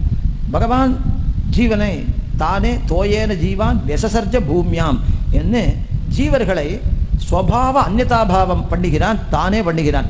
அதனால பிரம்மாத்மக பிரதானம் காரணமே ஒழிய அப்பிரம்மாத்மக பிரதானம் காரணமன்னு என்று அந்த காரணபாவமானது பகவானுடைய அந்தர்யாமித்துவத்தாலே அச்சேதனங்களை பொறுத்தவரையில் சித்திக்கிறது என்று அது ஒரு குணம் சொன்னார் 4வது பாதத்தினாலே. அதுக்கு அடுத்தது இதோட முதல் அத்தியாயம் முடிகிறது. அப்போ பகவானுடைய காரணத்துவம் அதில் எப்படியெல்லாம் வருது அப்படின்னு கேட்டால், அஸ்பஷ்டதர ஜீவாதி லிங்கக வாக்கியங்களாலே பகவானுடைய காரணபாவம் சொல்லப்படுறது. அப்புறம் அஸ்பஷ்ட ஜீவாதி லிங்கக பாதம், ஸ்பஷ்ட ஜீவாதி லிங்கக பாதம், ஸ்பஷ்டதர ஜீவாதி லிங்கக பாதம்னு 4 பாதங்களில் பகவானுடைய காரணத்துவம் சாதிக்கப்பட்டது. இதெல்லாம் விவரிக்கணும்னா நாழியாகும். அது வேறு பேர் மட்டும் சொல்லியிருக்கேன். இப்போ அதில் அந்த இதை மட்டும், அதாவது அந்த அதிகாரத்தை நம்ம கேட்க வேண்டிய அர்த்தங்கள் கேட்டிருக்கோம். ஆனால் அதை விவரிக்கிறச்சு அவள் என்ன சொல்கிறா, ஒரு பேர் கொடுக்குறா, அதுக்கான அர்த்தங்களை அவள் விளக்கியிருக்கா. நாம் அது கொஞ்சம் நாழியானதான் அதை விளக்க முடியும் நம்மளால். அதுக்கு அடுத்தது 2வது அத்தியாயம். அந்த 2வது அத்தியாயத்தில் 4 பாதங்கள் பேர் மட்டும் சொல்கிறேன். ஸ்மிருதி பாதம், தர்க்க பாதம், வியத்பாதம், அதுக்கப்புறம் பிராணபாதம் என்று 4. அதாவது இதில் சொல்லப்படுற அர்த்தம் என்னென்னா, அந்த ஸ்மிருதி பாதத்தில் ஸ்மிருதி நியாயங்களை கொண்டு பகவானுடைய காரணத்துவத்தை ஆக்ஷேபிக்க முடியாது. பகவான் தான் சர்வ ஜெகத்துக்கும் காரணம். ஸ்மிருதிகள் அதாவது சாங்கிய ஸ்மிருதி விருத்தமாக இருக்க அப்படின்னா இல்லை, மன்வாதிகளான ஸ்மிருதிகள் அநேகங்கள் பகவானுடைய காரணத்தை சொல்கிறதுனால அந்த ஒரு ஸ்மிருதி தள்ளத்தகுந்தது. ஸ்மிருத்தி அனவகாச தோஷ பிரசங்க இது செய்யணும்னா அந்நிய ஸ்மிருத்தி அனவகாச தோஷ பிரசங்காத்னு வேதவியாசர் மற்ற ஸ்மிருதிகளுடைய ஆணுகுண்யத்தை பார்க்கறச்சே இந்த ஸ்மிருதி தள்ளத்தக்கதுன்னு சொல்லிட்டாரு. அதேமாதிரி நியாயங்களும் அந்த வேதாந்தங்களுக்கு விரோதமாக இருந்ததுன்னா அந்த நியாயங்கள் தள்ளத்தக்கன அப்படின்னு விலக்ஷணத்துவாதிகரணம்ன்ற இடத்துலையும் ஆரம்பணாதிகரணத்திலையும் அதை சொன்னார். அதுக்கு அடுத்தது ரெண்டாவது, மற்ற மதங்களில் வேற தத்துவங்களை காரணங்களாக சொல்லிருக்காளே அப்படின்னா அந்த மதங்களை எல்லாம் எடுத்து நிரசனம் பண்ணி பாஞ்சராத்திர மதம், அந்த பாஞ்சராத்திர சாஸ்திரத்தில் எதை காரணமாக சொல்லியிருக்கோ அந்த வேதாந்தத்துக்கு அனுகுணமாக இருக்கிற அந்த பாஞ்சராத்திரம் மட்டும்தான் கிராஹ்யம் என்று தர்க்கபாதத்தில் கிராஹ்யம்னா கொள்ளத்தக்கது என்று அதில் சாதிக்கிறார். அதுக்கப்புறம் மூணாவதாக வியத்பாதம். இப்போ சில இடங்களில் ஆகாசத்துக்கு உற்பத்தியே சொல்லப்படலையே, அதனால ஆகாசம் மட்டும் நிலைத்தது நிலையா இருக்கக்கூடியது தார்க்கிகர்கள் சொல்கிறார். இல்லை, அதுக்கும் உற்பத்தி இருக்குது, அந்த ஸ்ருதி நீ பார்க்கல. ஆத்மன ஆகாச சம்பூதகான்னு அதுவும் சேர்த்து அர்த்தம், அதுவும் உண்டாகிறதுன்னா அதுக்கு அவன் விவாதம் பண்ணான். ஆத்மனகான் தானே சொல்லிருக்கு, தன்னிடத்துலேருந்து தான் உண்டாருது, சூக்ஷ்ம ஆகாசத்துலேருந்து ஸ்தூல ஆகாசம் உண்டாருதுன்னு அர்த்தம் தான். அப்படி கிடையாது. அந்த ஆத்மாவை பற்றி சங்கல்ப விசிஷ்டமாக எல்லாம் முன்பின் வாக்கியங்கள்லாம் இருக்கிறதுனால நீ சொல்கிற மாதிரி ஸ்வஸ்மாத் ஸ்வம் உற்பத்தியத்தேன்னு அர்த்தம் நீ கொள்ள முடியாது. அந்த சப்தத்துக்கு ஸ்வம்னு அர்த்தம் இல்லை, பகவான் அர்த்தம் அப்படின்னா அதை சொல்லி ஆகாசத்துக்கும் உற்பத்தி உண்டுன்னார். அதனால் இந்த மாதிரி எந்த பூதங்களில் சந்தேகம் வந்தாலும் அதுகள்லாம் உற்பத்தியங்கள் தான். அதுகள் அதாவது காரியத்திலே எங்கள் சந்தேகம், இதெல்லாம் காரியம் இல்லை போல் இருக்கே அப்படின்னு, அதெல்லாம் காரியம்னு ஸ்தாபித்தார். பிராணபாதம் அப்படின்றதுல பிராணன்கள் இந்திரியங்கள் அந்த ரெண்டும் அவைகள்லாம் என்னவா, இந்திரியத்துக்கும் பிராணன்னு பேர் இருக்குது, அதனால் அவைகள் ரெண்டும் காரியங்கள் தான் அந்த 4வது பாதத்தில் அதை ஸ்தாபித்தார். அதுக்கப்புறம் 3வது அத்தியாயம். 3வது அத்தியாயத்தில் முதல் பாதத்துக்கு வைராக்கிய பாதம் பேர். அப்போ ஜீவனுடைய தோஷங்கள்லாம் சொல்லி அந்த தோஷங்கள் எதுவும் இல்லாதவன் பகவானுடைய பரத்துவம் அதிலே சொல்லப்படுறது. அடுத்தது உபயலிங்க பாதம் அப்படின்றது 2வது பாதம், 3வது அத்தியாயத்தில் 2வது பாதம். அந்த உபயலிங்க பாதத்தினாலே அகிலஹேய பிரத்தினீகத்துவம் கல்யாண குணைகதானத்துவம் என்ற அந்த 2 தர்மங்கள் பகவானுக்கு சாதிக்கப்படுகின்றன. அதுக்கப்புறம் 3வது அத்தியாயத்தில் 3வது பாதம் குணோபசம்ஹார பாதம். அந்த குணம் அப்போ சர்வ வித்யா வேத்தியத்துவம் என்ற பகவானுடைய பரத்துவம் அங்கே சொல்லப்படுறது. அப்புறம் அங்கபாதம் அப்படின்றது 4வது பாதம். அது சர்வ கர்ம சமாராத்தியத்துவம். அப்போ இத்தனை வித்தியைகள் இருக்குது, சத்வித்யா, தகர வித்யா, பூம வித்யா, அந்தராதித்ய வித்யா, சம்பர்க்க வித்யா, இவைகளுக்கெல்லாம் அங்கங்களான பிரவருத்தி ரூபங்களான அங்கங்கள், நிவர்த்தி ரூபங்களான அங்கங்கள் ரெண்டுமே இருக்கே. அத்தனை அங்கங்களான கர்மங்களாலே ஆராதிக்கப்படுறவனும் பகவான் என்ற சர்வகர்ம சமாராத்தியத்துவம் என்ற பரத்துவம் பகவானுக்கு அதிலே சொல்லப்பட்டது. 4வது அத்தியாயத்தில் ஆவர்த்தி பாதம்ன்றது முதல் பாதம். அதில் என்ன சொல்கிறது, அசகிருதாவிருத்த சிந்தா விஷயத்துவம், திரும்ப திரும்ப ஆவர்த்தி செய்யப்பட்ட சிந்தனைக்கு விஷயமாக ஆகும் தன்மை பகவான் ஒருத்தனுக்கு தான் வரும் அப்படின்னு முதல் பாதத்தில் சொல்கிறார். அதுக்கப்புறம் 2வது பாதத்தில் உட்கிராந்தி ஜனகத்துவம், ஜீவன் இங்கேருந்து எழணும் அப்படின்னால் அப்போ ஒவ்வொன்றா லயமடைய பண்ணி மனசு சம்பத்து மனப்பிராணே பிராணஸ்தேஜசி, இது ஒவ்வொன்றையும் அந்த சங்கராந்தி அடைய வைக்கிறவன் பகவான். அதனால் உட்கிராந்தின்றதை உண்டாக்குறவன் அப்படின்னு உட்கிராந்தி ஜனகத்துவன்ற குணம் பகவானுக்கு சொல்லப்பட்டது. அதுக்கப்புறம் உட்கிராந்திக்கு பிறகு இந்த தலை வழியாக இது வரைக்கும் இங்கேருந்து வெளியில் போகணும். தே அச்சிஷமேவ அபிசம்பவந்தி அச்சிஷோ ஆஹ அன்ன ஆபூரியமானபக்ஷம் ஆபூரியமானபக்ஷாத் யான் ஷடுதங்கேதி மாசாகிஸ்தான் மாசேபிய சம்பத்சரம் சம்பத்சராதாதித்யம் ஆதித்யாத் சந்திரமசம் சந்திரமசோ வித்யுதம் தத் புருஷோ அமானவ ச ஏனான் பிரம்மகமயதி என்று அச்சிராதி மார்க்கம் சொல்லப்பட்டிருக்கு சாந்தோக்கிய உபனிஷத்தில். அந்த அர்ச்சிராதி மார்க்க அது கதி பிராபகத்துவம், அர்ச்சிராதி கதி பிராபகத்துவம்ன்ற குணம் பகவானுக்கு 3வது பாதத்தில் சொல்லப்படுறது. அப்புறம் முக்த ஐஸ்வர்ய பிரதத்துவம், முக்தனுடைய ஐஸ்வர்யம் தனக்கு சமமான ஐஸ்வர்யத்தை கொடுக்கும் தன்மை அப்படின்றது முக்தி பாதம் 4வது பாதத்தில் சொல்லப்படுறது. அதனால் ஆவர்த்தி பாதம், உட்கிராந்தி பாதம், கதி பாதம், முக்தி பாதம்னு 4 பாதங்கள் 4வது அத்தியாயத்தில். அதில் முக்த ஐஸ்வர்யம் எப்படி இருக்குது அப்படின்னா சொல்கிறார், யதா அதான் அனாவிருத்தி சப்தாத்ன்றது கடைசி சூத்திரம் பிரம்மசூத்திரத்தில். அதில் யதா நிகிரஹேய பிரத்தினீக கல்யாணேகதானோ ஜெகஜன்மாதிகாரணம் சமஸ்தவஸ்து விலக்ஷண சர்வஜ்ஞ சத்யசங்கல்ப ஆஸ்ரித வாத்சல்யேக ஜலதி பரமகாருணிகோ நிரஸ்த சமாபியதிக சம்பாவன பரபிரம்மாபிதான பரமபுருஷோ அஸ்தி இது 10 விசேஷணம் போட்டிருக்க. அப்படிப்பட்ட பகவான் சப்தாதேவ அவகமியதே, அந்த சப்தத்தாலே அறியப்படுறான். ஏவம் அகரஹரஷ்டியமான வர்ணாசிரம தர்மானு கிரகீத தது உபாசன ரூப தத் சமாராதன பிரீதா உபாசீனான் அநாதிகால பிரவருத்த அனந்த துஸ்தர கர்மசஞ்சய ரூப அவித்யாம் வினிவர்த்திய ஸ்வயாதாத்மியானுபவ ரூப அனவதிகாதிசய ஆனந்தம் பிராபய்ய புனர்நாவர்த்தயதி இत्यपि சப்தாதேவ அவகமியதே அப்படின்னு இந்த பகவான் இவ்வளவு குணவிசிஷ்டனாக இருக்கிறவன் தன்னை உபாசனம் பண்ணுறவாள், தியானம் பண்ணுறவாளை அனாதி காலமாக இருக்கிற கர்மம் இருக்கே, அந்த கர்மங்கள் தாண்ட முடியாத கர்மங்களிலிருந்து விடுவித்து தன்னுடைய யாச்சாத்மிய அனுபவம், உண்மையான அனுபவம் என்ற எல்லையில்லாத ஆனந்தத்தை அடைவித்து திரும்ப அனுப்புகிறான் அல்லன் என்கிற பகவானுடைய ஒரு குண விசேஷம். அப்படிப்பட்ட காருண்யம் சொல்லப்படுறது. இதுவும் பரபிரம்மத்துக்கு தான் சம்பவிக்கும். ஏன்னு கேட்டால் அவருக்கு மேலே ஒருத்தன் இருந்தால் என்ன ஆகும்?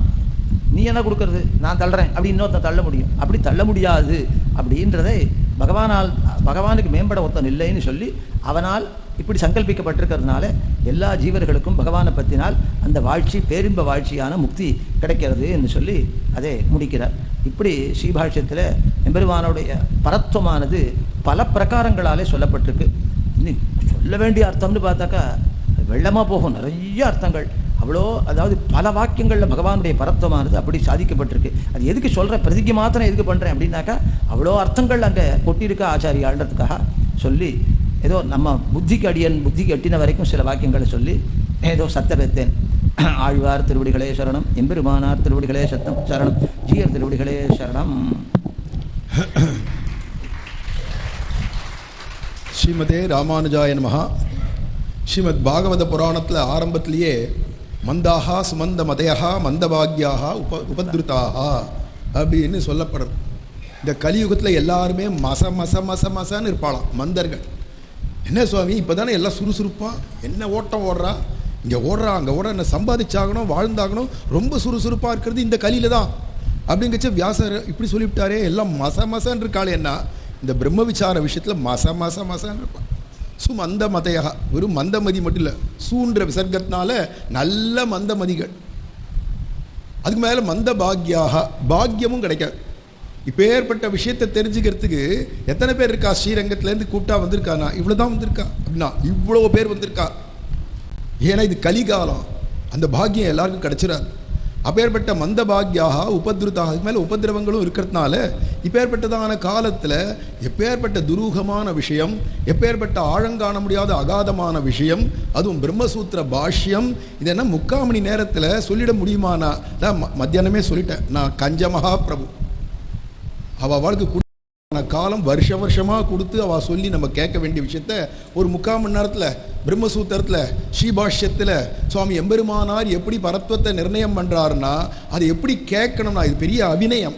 ஆனால் ஒரு திக் தரிசனம், ஒரு விஷயம், இத்தனை வேதாந்த விஷயங்களும், இத்தனை பிரம்மசூத்திர விஷயங்களும், இத்தனை அதிகரணங்கள் பாதங்கள்ன்றதான விஷயங்களும், அதில் சொல்லப்பட்ட விஷயங்களும் காதுனால கூட கேட்குற பாக்கியம் ஒரு மனுஷனுக்கு வந்துடாது. அப்படிங்கிறச்சே காதால கேட்டாலே பாக்கியம். ஏன் அப்படின்னா இதெல்லாம் நம்மளா போய் உட்காந்து படிச்சுட்டு இருக்கும் போதில் அதுக்கு அவகாசமும் இல்லை, நம்ம எங்கேயோ சுத்தின்னு இருக்கோம். ஏன்னா நம்ம சேட்டை தன் மடியகத்து செல்வம் பார்த்திருக்கின்றீரேன்னு எதுக்கோ அலைஞ்சுட்டு இருக்கோம், உண்டியே உடையேன்னு. அதுக்கு மத்தியில் பெரிய பெருமாளும் பெரிய பிராட்டியாருமா நம்ம போட்டு இழுத்து பிடிச்சி உக்காரு பயலை அப்படின்னு உட்கார வச்சு சுவாமியை விட்டு இதை கேளு 4 வார்த்தை. ஒன்றும் புரியலையேண்ணா, புரியலன்னா இத்தனை நாளைக்கு எல்லாரும் எழுந்து போயிருப்பா. ஏதோ புரியறது உட்காண்டிருக்கா. அது அடியனுக்காகவும் உட்காரல, சுவாமிக்காகவும் உட்காரல. பின்னடா நான் என்னமோ சொல்லியிருக்கேன், அது என்ன சொல்லியிருக்கு, புரிஞ்ச அளவுக்கு புரிஞ்சுப்போமே, கேட்போமே, அந்த லாபத்தை அடைவோமே அப்படிங்கிற லாபத்தில், இது ஆத்ம லாபத்தில், உஜ்ஜீவனத்தில், அதில் இன்ட்ரெஸ்ட் இருந்து அதில் ஒரு உத்வேகத்தோடு உட்காண்டிருக்கிறவா அவளால் அசைய முடியாது. புரியறதா புரியலையா அப்படிங்கிறது இல்லை. ஆனால் நன்னா புரியுறது. ஒரு குயவன் ஒருத்தன் இருந்தால் தான் பானை உண்டாகும். அப்போ குயவன் காரணம். வெறும் குயவன் இருந்தால் பானையை பண்ணிட முடியாது அப்படின்னு அர்த்தம். மண்ணுன்னு ஒன்று இருந்தால் தானே அதை பிசைஞ்சு பண்ண முடியும் பானையா. இப்போ மண்ணுங்கிறது ஒரு காரணம். 3வது என்னடா, இது 2 இருந்தால் போருமா? ஒரு மண் இருக்குது, ஒரு குயவன் இருக்கான், அதுவாக தன்னால் பானை வருமானா? வராது. அதுக்கு மேலே என்னடானா, அந்த பானைக்கு அந்த மண்ணை தூக்கி வச்சு பிசைஞ்சு வச்சுட்டு ஒரு சக்கரம் இருக்கும், அந்த சக்கரத்தை சுயட்டுறதுக்கு ஒரு கொம்பு இருக்கும், அதால் அதை சுயட்டி விட்டு அவன் அப்படியே அதுக்கு என்ன வடிவம் வேணுமோ அதை மாதிரி பண்ணி அது ஈரமாக அப்படியே ஒரு பானையை எடுத்து வச்சுட்டா அதை நீ எதுக்குமே உபயோகப்படுத்த முடியாது. ஈர மண்ணோடு இருக்கிற பானையை அதை கொண்டு போய் விறகுல மூட்டி நெருப்பு மூட்டி அதில் காய வச்சு அதுக்கப்புறமா தான் அது பானை உபயோகத்துக்கு வரும் அப்படிங்கச்சு. அப்போ இதில் குயவன்னு ஒருத்தன் அல்லது மண்ணுன்னு ஒன்று, இதுக்கப்புறமா மிச்சதெல்லாம் உபகரணங்கள் இருக்கே அப்படிங்கிறது தான் சுவாமி முதல்ல அழகாக சொன்னார். உபாதான காரணம், நிமித்த காரணம், சககாரி காரணம். இது மாதிரி எல்லாத்துக்குமே உண்டு. மரம்னு ஒன்று இருக்கணும், தச்சன்னு ஒருத்தர் இருக்கணும், அப்புறம் சுத்தியல்லேருந்து ஆரம்பித்து ஆணி என்னென்ன உண்டோ, அதுக்கு பசை என்னென்ன உண்டோ எல்லாம் இருந்தால் தான் இந்த இது உண்டாகும். தங்கம் அப்படின்னா தங்கத்தை எடுத்தோம்னா தங்கம்ன்றது ஒரு காரணம், அதுவே காது தோட ஆயிடாது, அதுவே மோதிரம் ஆயிடாது அப்படிங்கச்சே. அப்போ அந்த காது தோடாவோ அந்த தங்கம் ஒரு பூஷணமாக ஆகணுமானா அப்போ பத்தர்னு ஒருத்தர் இருக்கணும், அதுக்கு அடுத்து தங்கம்னு ஒன்று இருக்கணும், அப்புறமா அது என்ன விதத்தில் அவன் செய்யணுமோ அதுக்கு வேண்டிய உபகரணங்கள் இருக்கணும். அப்படிங்கிறதுனால இதை மாதிரி எல்லா வஸ்துக்கும் 3 காரணம் உண்டு. ஆனால் இந்த உலகம் எல்லாம் தான அண்ட கோடி அவர் சொல்லிட்டே போயிட்டார். பத்தியால புராணத்திலேருந்து எடுத்து காண்பிச்சார். எவ்வளவு கோடி பிரம்மாண்டம் இருக்குன்னா கற்பனையே பண்ண முடியல. அவர் சொல்லிட்டார், ஒரு கால் நீ கால்குலேட்டரில் போடு, கணனி மூலமாக எவ்வளவு ஜீரோ வந்தாலும் அதுக்கும் அடங்காத அண்டங்கள் எல்லாம் அகிலாண்ட கோடின்னுட்டா. கோடிக்கு கூட எனக்கு கணக்கு கிடையாது, இன்ஃபினிட்டுன்னுட்டா. அப்பேற்பட்டதான கோடி பிரம்மாவை, அத்தனை கோடி ருத்ரர்களை, அத்தனை கோடி இந்திரர்களை, அத்தனை அஷ்டவசுக்கள், ஏகாச ருத்ரர்கள்னு ஒவ்வொரு அண்டத்தையும் இருக்கிறவா அத்தனை பேரையும் படைக்கணும், காக்கணும், அழிக்கணும். காக்கணும்னு வச்சவே ரட்சணம்னு சொன்னால் அந்த ஜீவனுக்கு எது பிடிச்சிருக்கோ அதை கொடுக்கணும், எது அவனுக்கு அனிஷ்டமோ பிடிக்கலையோ அதை விளக்கணும். அப்படிங்கிறது தான் ரட்சணம். இஷ்டப்பிராப்தி, அனிஷ்ட நிவர்த்தினா இத்தனையும் தெரிஞ்சிருக்கணும் முதல்ல. அதான் சுவாமி சாதிச்சார் சர்வஜன். சர்வஜன்னா என்னடா, நீ என்னென்ன பிறப்பு முன்னாடிலாம் எடுத்திருக்கியோ அத்தனையும் எனக்கு தெரியும். எத்தனை கோடி பிறப்பு எடுத்திருக்கியோ அத்தனையும் எனக்கு தெரியும்.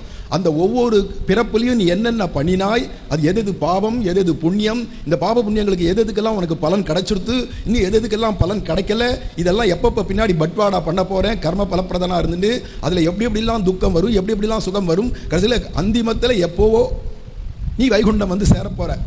பாப புண்ணிய விதூயன் இத்தனையும் தாண்டி தாண்டி தாண்டி தாண்டி இத்தனையும் என்னென்ன உனக்கு இருக்கோ அத்தனையும் தெரியும்.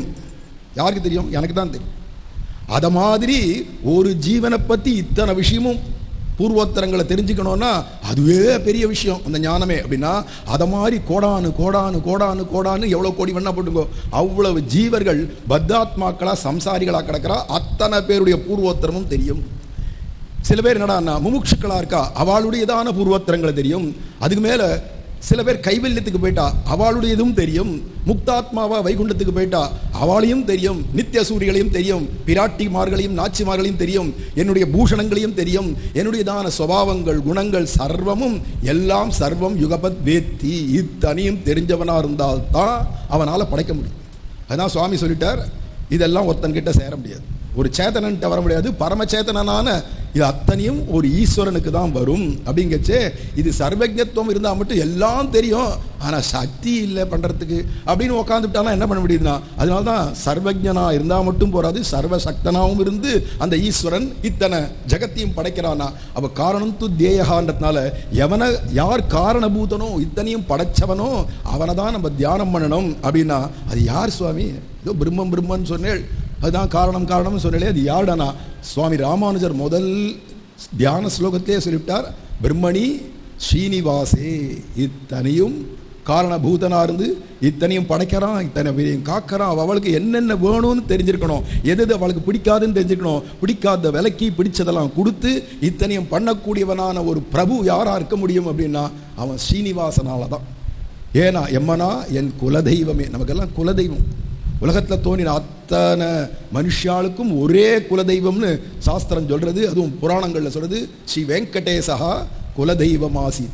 அப்படி இருக்கக்கூடிய அந்த ஸ்ரீனிவாச பெருமாள் தான். அதுவும் என்னன்னா ஸ்ரீ விசிஷ்டம். பிரம்மம்னா ஒருமனை, அப்படியே நாராயணன் மட்டும் அப்படின்னு இல்லையே.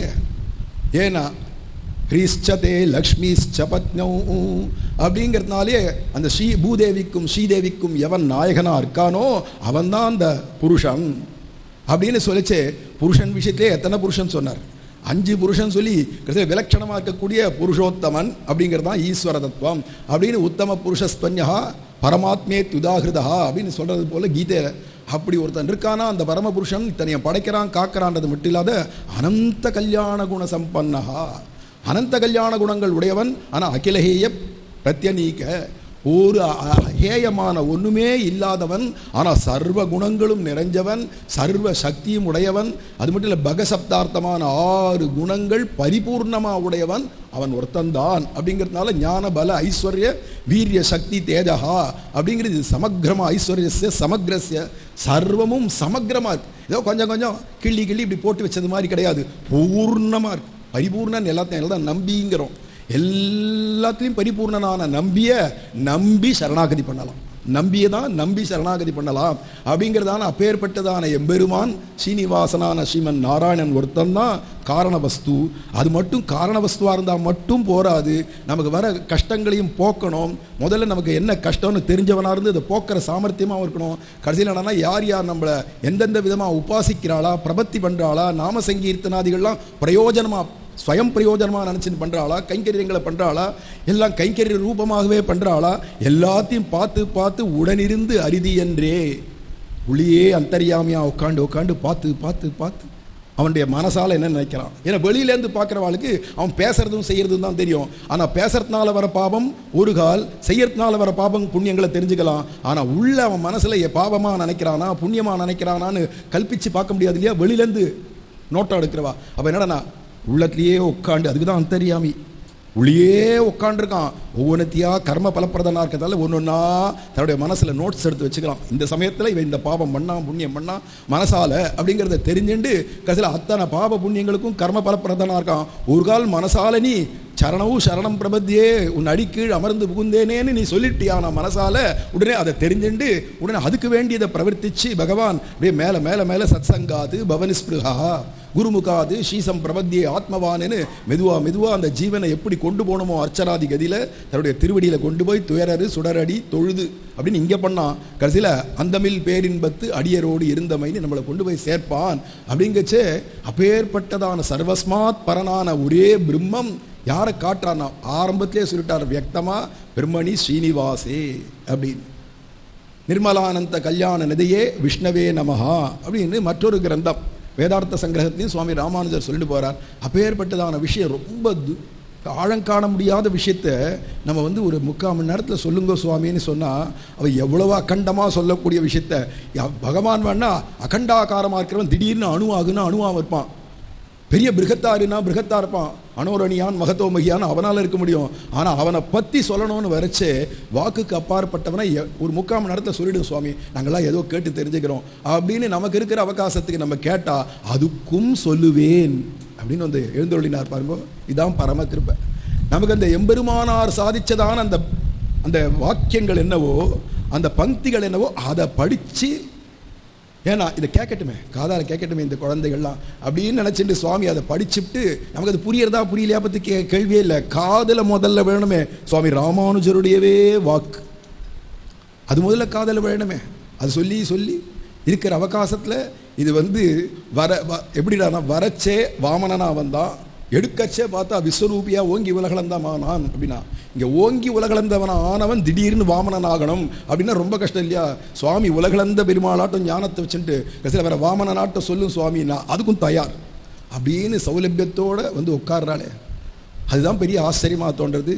இப்படி ஸ்ரீபாஷ்யத்தில், அதாவது பிரம்மசூத்திர பாஷ்யங்கள், இப்போ நம்ம மத்வ பாஷ்யம் சங்கர பாஷ்யம் அப்படின்னு பாஷ்யத்தை நம்ம எடுத்துக்கல. உண்மையாக நம்ம எடுத்துன்றது என்ன அப்படின்னா, விஷ்ணு பரத்வத்தை சங்கரர் எப்படி சொல்றார், அல்லது விஷ்ணு பரத்வத்தை மத்வர் எப்படி சொல்றார், சைத்தன்யர் எப்படி சொல்றார், நிம்பார்க்கர் எப்படி சொல்றார். ஆக உலகத்தில் தோணின அத்தனை சம்பிரதாய பிரவர்த்தக ஆச்சாரியர்களும் யாரை பரபிரம்மம்னு சொல்றா அப்படிங்கிறத மட்டும் போட்டுட்டே வந்தேன் தலைப்பில். ஆனால் உள்ள இருக்கிற அந்தரியாமி என்ன பண்ணான்னா ஸ்ரீபாஷ்யத்தில் பரத்வம் அப்படின்னு போட வச்சுட்டார். ஏன்னா பிரம்மசூத்திரத்தை கேட்போம்னு சொல்ல முடியாது. சங்கரர் சொன்ன பரத்வம்னா பல ஸ்தோத்திரங்கள் இருக்குது, பல பாஷ்யங்கள் இருக்குது, எடுத்து சொல்லிடுவா. அதுமாதிரி மத்வரது பொதுவாக அவருடைய சொன்ன பரத்வம்னா அதில் மத்வ சித்தாந்தத்தில் இருக்கிற கிரந்தங்கள் எதை வேணா வச்சு ஆராய்ச்சி பண்ணி சொல்லிடலாம். ஆனால் ஸ்ரீபாஷ்யம்னு சொன்னால் தான் நமக்கு பிரம்மசூத்திரம்னா என்ன, வியாசாச்சாரியர்கள் அருணிய பிரம்மசூத்திரம் எவ்வளோ முக்கியம், அதில் பண்ணின வியாக்கியானங்கள்லேயே இந்த ஒரு பாஷ்யத்துக்கு மட்டும்தான் ஸ்ரீபாஷ்யம்னு பேர். மிச்சதுக்கெல்லாம் சங்கர பாஷ்யம் மத்வ பாஷ்யம் அப்படின்னு பேராக இருந்தாலும் இதை கொடுத்தது யாருடானா காஷ்மீர தேசத்தில் சாரதா தேவியே இந்த பாஷ்யத்துக்கு ஸ்ரீபாஷ்யம்னும் உமக்கு ஸ்ரீ பாஷ்யக்காரர்ன்ற திருநாமமும் கொடுத்தேன் அப்படின்னு சொன்னதுனால அப்போ ஏன்னா இவரோ ஹயகிரீவருக்கு எங்கேருந்து சரஸ்வதி தேவி போய் பட்டம் கொடுக்க முடியும் அப்படின்னா நம்மளே பெரியவாளுக்கு பல்லாண்டு பாடுறோம் இல்லையா, அது மாதிரி சரஸ்வதி தேவி ராமானுஜருக்கு பல்லாண்டு பாடினது தான் இப்படி ஒரு பேரை நாமகரணம் பண்ணினா அப்படின்னு சொல்லப்படுது. அப்பேற்பட்ட ஸ்ரீபாஷ்ய பிரம்மசூத்திரத்துலேருந்து யதாசக்தி நம்மளும் கொஞ்சம் கொஞ்சம் புரிஞ்சுட்டோம். இதெல்லாம் திக்தர்சனம் தான், இப்படி காட்டி கொடுக்கறது தான், இதுதான் வழி, இதுதான் பாதை, அப்படி ஏதோ காட்டி கொடுக்கறது மாதிரி தான் இருக்கிறதுனால அப்பேற்பட்ட சுவாமியுடையதான இந்த பொன்னான வாக்குகளை ஸ்ரீபாஷ்ய விஷயத்தில் நமக்கு கேட்குற பாக்கியத்தை நம்ம அரங்கநகரப்பன் பெரிய விராட்டியாரும் ஆழ்வார் எம்பெருமானார் ஜீயரும் நமக்கு கொடுத்தா அப்படிங்கிற ஒரு தலையல்லால் கைமாறலனேன்னு அந்த சுவாமிக்கு சொல்கிறத தவிர வேற எதுவும் நம்மளால் சொல்ல முடியாது, செய்ய முடியாது. அப்படிங்கிறதோட அடியனுடைய வாக்கியத்தை பூர்த்தி பண்ணிட்டு சுவாமிக்கு மேலே மரியாதை. ஆனந்தோ பிரம்மே திவ்யஜானாதே ஆனந்தாத்யேவ கல்விமானி பூதானி ஜாயந்தே ஆனந்தேன ஜாதானி ஜீவந்தி ஆனந்தம் பிரயந்த்யபி சம்பிசந்தீதி சைஷா பார்கவி வாருணி வித்யா பரமேப்யோ மன் பிரதிஷ்டிதா ஏவம் வேத பிரதிஷ்டதி அன்னவானன்னாதோ பவதி மகான் பவதி பிரஜயா பசுபிர் பிரம்மவத்சசேன மகான் கீர்த்தியா.